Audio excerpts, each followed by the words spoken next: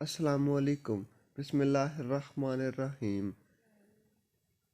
सलमान एक बार तुर्की के सुल्तान अल कनूनी को बताया गया कि दरख्तों के जड़ों में चिमटियाँ बहुत ज़्यादा हो गई हैं। तो सुल्तान ने माहिरीन को बुलाया और पूछा कि इसका क्या हल है। माहिरीन ने बताया कि फ़लाँ तेल अगर दरख्तों की जड़ों पर छिड़क दिया जाए तो चिमटियाँ ख़त्म हो जाएंगी।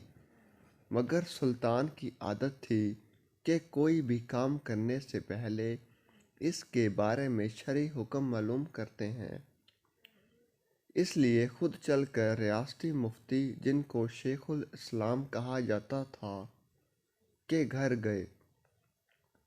मगर शेख घर पर नहीं थे, इसलिए ये पैगाम शेर में लिख कर जिनके लिए रखा, अगर दरख्तों में चिमटियाँ हो जाए तो उनको कत्ल करने में कोई ज़रूर है।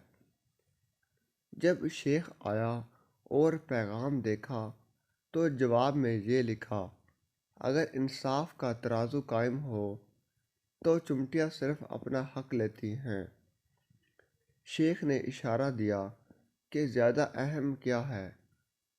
सुल्तान ऑस्ट्रिया के दलाल हुकूमत वायना को फतह करने की नीयत से जहादी सफ़र पर निकले, मगर रास्ते में इंतकाल हो गया तो आपके जिस्म खाकी को वापस इस्तांबुल लाया गया। आपकी तहज़ीब व तहक़ीक़ के दौरान आपका वसीयतनामा मिला, जिसमें लिखा था कि मेरा संदूक भी मेरे साथ दफन करो। उलमा हैरान रह गए और ये सोचने लगे कि ये हीरे जवाहरात से भरा हुआ होगा और इतनी कीमती चीज़ों को मिट्टी में दफनाया नहीं जा सकता। इसलिए संदूक खोलने का फ़ैसला हुआ।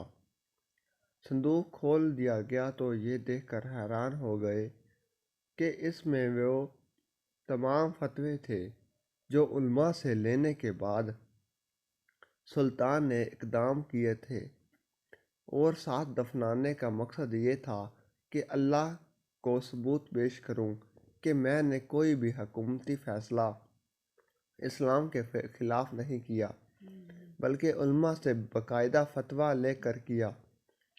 वीडियो अच्छी लगे तो चैनल को लाइक करें, सब्सक्राइब करें, शेयर करें, ताकि हमारी हर वीडियो आपके पास बआसानी पहुंच सके और हमारी हौसला अफजाई हो सके। शुक्रिया। ये देखकर शेखुल इस्लाम अबू सऊद, जो कि रियासती मुफ्ती थे, रोने लगे और कहा, सुल्तान तुमने तो अपने आप को बचा लिया, हमें कौन बचाएगा।